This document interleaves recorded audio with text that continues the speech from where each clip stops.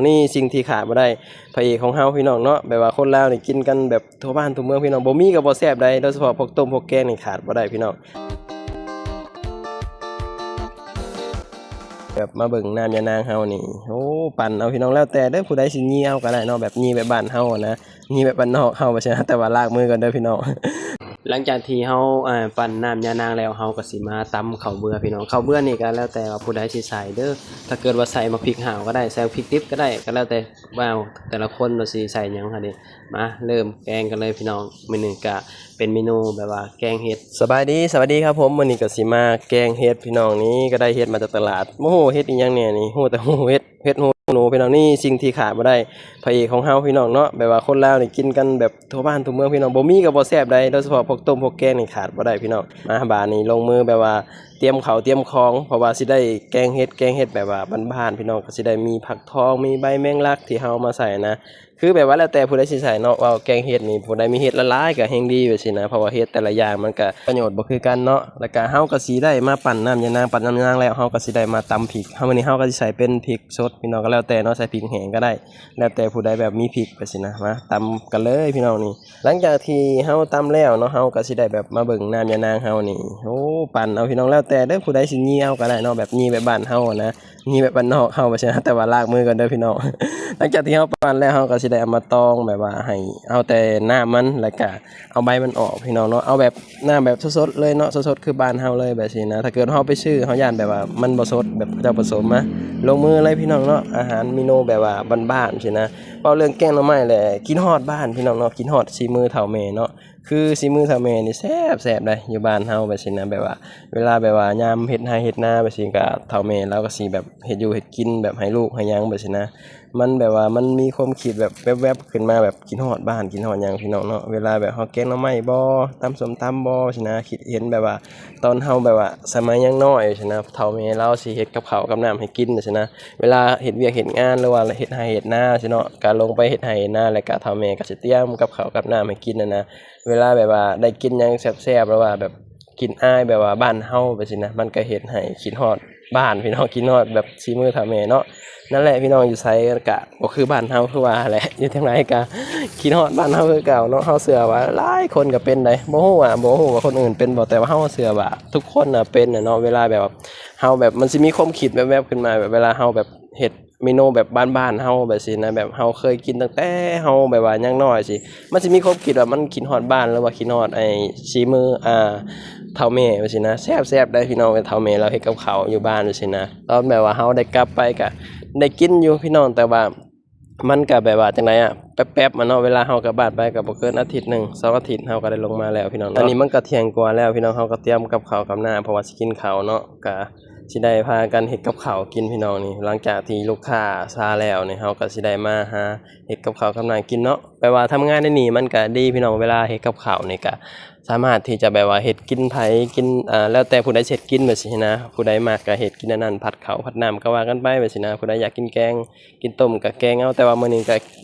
็กินแบบว่ากินรวมหั้นนะเพราะว่าซื้อเฮ็ดมาจากตลาดแล้วก็พากันแบบว่ามาแกงกินนะแต่ละมื้อชีวิตพี่น้องการทำงานหรือว่าเฮ็ดงานเนาะบ่อนที่เฮาเฮ็ดนี่ก็อ่าคือแบบว่าหากินแบบซี้นะแบบว่ายามมื้อเช้าเฮามาเฮ็ดงานแบบซี้เฮาก็หากินว่าผู้ใดอยากกินหยังแบบซี้นะเจ้านายเพิ่นก็สิซื้อหมูซื้อไก่มาไว้ให้ในตู้เย็นแบบซี้เฮาก็เฮ็ดกินแต่ว่าบางมื้อก็อาจจะแบบว่า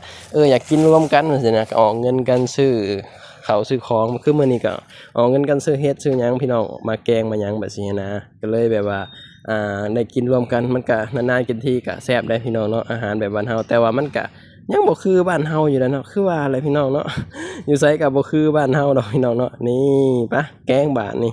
มีเห็ดมีใบแมงลักก็ยังบ่ถือว่าครบเนาะอยากกินแกงเห็ดปวกนะพี่น้องแกงเห็ดโคนน่ะนะเนาะแกงเห็ดโคนนี่มันสิออกหวานๆเด้เห็ดตามธรรมชาตินี่มันแบบว่ามันแซ่บกว่าเห็ดที่เขาเจ้าปลูกได้แน่นอนเลยเนาะของตามธรรมชาตินี่รสชาติมันก็สิแตกต่างครับแบบว่าเขาเจ้าปลูกบ่ว่าสิเป็นหยังก็แล้วแต่เป็นปูปลาหน้าน้ำจังซี่เนาะถ้าคนเขาเจ้าเลี้ยงจังซี่มันก็รสชาติมันก็สิบ่คือปลาธรรมชาติจังซี่นะปลาธรรมชาติมันก็สิแซ่บกว่าก็คืออย่างเห็ดนี่แหละถ้าเกิดว่าเป็นเห็ดโคนเห็ดปวกนี่เห็ดออกตามธรรมชาตินี่มันสิมีรสชาติหวานๆช่วงนี้ก็หน้าฝนแล้วเนาะตอนนี้ก็อยู่บ้านอยู่สปลาวนี่ก็เริ่มเห็ดเริ่มออกเลยพี่น้องเห็ดปวกเห็ดโคนก็เริ่มออกแล้วคนในหมู่บ้านเขาเจ้าก็ ไปหาไปหยังมาขายไปสินะบางคนก็หามาแกงกินบางคนก็หามาขายก็แล้วแต่ถ้าผู้ใดแบบว่าได้หลายนะก็เอามาขายได้เพราะว่าอยู่บ้านเฮาเดี๋ยวนี้เนาะอีหยังมันก็เป็นราคาอีหยังมันก็ขายได้แล้วเพราะว่ายุคสมัยเนาะยุคสมัยมันเปลี่ยนไปหลายพี่น้องเนาะยุคสมัยนี้มันยุคเงินมันก็เขาเจ้าก็มาหานั่นหานี่มาขายไปสินะนั่นแหละเฮ็ดให้ในปัจจุบันนี้เนาะอยู่บ้านอยู่สปปลาวนี่ก็ของอยู่ของกินมันก็เริ่มแบบว่าลดน้อยถอยลงเพราะว่าคนหามาขายมันก็ถ้าเกิดว่าย้อนไปสมัยเฮายังน้อยนี่มันสิขายบ่ได้ของตามธรรมชาตินี่พี่น้องแบบว่ามันบ่ค่อยซื้อกันดอกเนาะส่วนหลายก็สิแบบว่าผู้ใดอยากก็ไปหากินแบบนี้นะคือเฮาอยู่บ้านตอนเฮายังน้อยนี่เวลาอยากกินเห็ดเวลาอยากกินจิโปมเวลาอยากกินจิโรอหยังแบบนี้นะอยู่บ้านก็ออกไปหาขุดหาหยังกินแบบว่าตามข้างๆแบบนาแบบว่าข้างๆบ้านไปสินะมันก็พอได้อยู่ได้กินได้แต่พอในปัจจุบันนี่ก็ยอมรับว่ามันก็เริ่มลดน้อยถอยลงส่วนหลายคนเขาเจ้าก็มีแต่ซื้อไปสินะลูกหลานมาหาเงินก็ฝากเงินกลับบ้านกลับหยังก็มีเงินมีทองก็มีแต่ซื้อกินซุมื้อนี้ส่วนหลายก็สิบ่ค่อยแบบว่าได้แบบว่าไปหากินเนาะแต่ว่าบางคนเขาเจ้าก็ไปหามาขายไปสินะมีแต่ว่าผู้ใดมีเงินก็คือแบบว่ารอได้อันบ้านได้หยังรอแบบว่าเขาเจ้าสิแบบว่าเลาะขายเวลาเขาเจ้าได้เฮ็ดปวกเฮ็ดหยังว่าซี่นะเพราะว่ายามนี้คือหยังเขาเว้าเนาะว่าเฮ็ดปวกเฮ็ดโคนนี่เริ่มออกหลายพี่น้องตามชนบทแบบซี่นะเพราะว่าอยู่ในบ้านเฮามันยังมีป่ามีหยังอยู่แบบซี่เด้อาหารแบบว่าตามธรรมชาติมันก็ช่วงหน้าฝนมันก็ยังพอมีได้กินแบบซี่นะอีกอย่างอยู่บ้านเฮามันก็ยังบ่ได้แบบว่าใส่สารเคมีหลายแบบซี่นะส่วนหลายก็ยังสิเป็นแบบว่าธรรมชาติอยู่อาหารการกินแต่ว่ามันก็สิมีแต่ช่วงหน้าฝนหน้าแล้งมันก็สิหากินยากแน่พี่น้องหน้าแล้งเนาะคือหน้าฝนมันก็สิหาอยู่หากินง่ายแน่ตามชนบทแบบซี่นะมันก็พอได้อยู่ได้กินได้แต่พอแบบตกเข้าหน้าแล้งมันก็ยากว่าซี่นะส่วนหลายก็มีแต่ซื้อของตลาดซื้อเป็ดซื้อไก่อยู่ซั่นนะถ้าเกิดว่าหน้าแล้งนะของตามธรรมชาติมันก็บ่ค่อยมีแบบซี่นะถ้าเกิดว่าตกหน้าฝนมันก็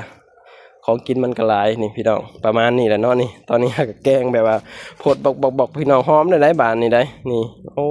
ย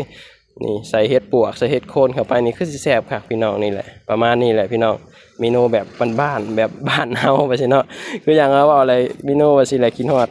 ดบ้านพี่น้องกินฮอดสีมือเฒ่าแม่เนาะคือยามนี้เนี่ยเฮาไปให้ไปหน้าเริ่มแทงหุดหน้าไปสิเริ่มสิลงหน้าแล้วก็พากันออกไปให้ไปหน้าแล้วก็เฮ็ดกับข้าวกับน้ำกินอยู่ให้อยู่หน้านี่โอ้ม่วนมีความสุขดีเด้พี่น้องว่าแล้วก็อยากย้อนไปสมัยตอนยังน้อยเนาะคือมันชีวิตมันมีความสุขพี่น้องเนาะประมาณนั้นพี่น้องตอนนี้เฮาก็แกงแล้วเฮาก็สิได้พากันไปกินข้าวกินหยังในบ้านนี่เอาคลิปนี้ก็บ่มีหยังหลายพี่น้องก็ประมาณนั้นเนาะการเฮ็ดงานด้านอาหารก็แบบนี้แหละพี่น้องกินน้ำแล้วก็เฮ็ดงานไปน้ำเนาะคลิปนี้ก็ขอบคุณพี่ๆหลายๆเนาะที่เข้ามาติดตามรับชมเอาไว้พอกันคลิปหน้าเด้อฝากกดติดตามแหน่สบายดีสวัสดีครับผม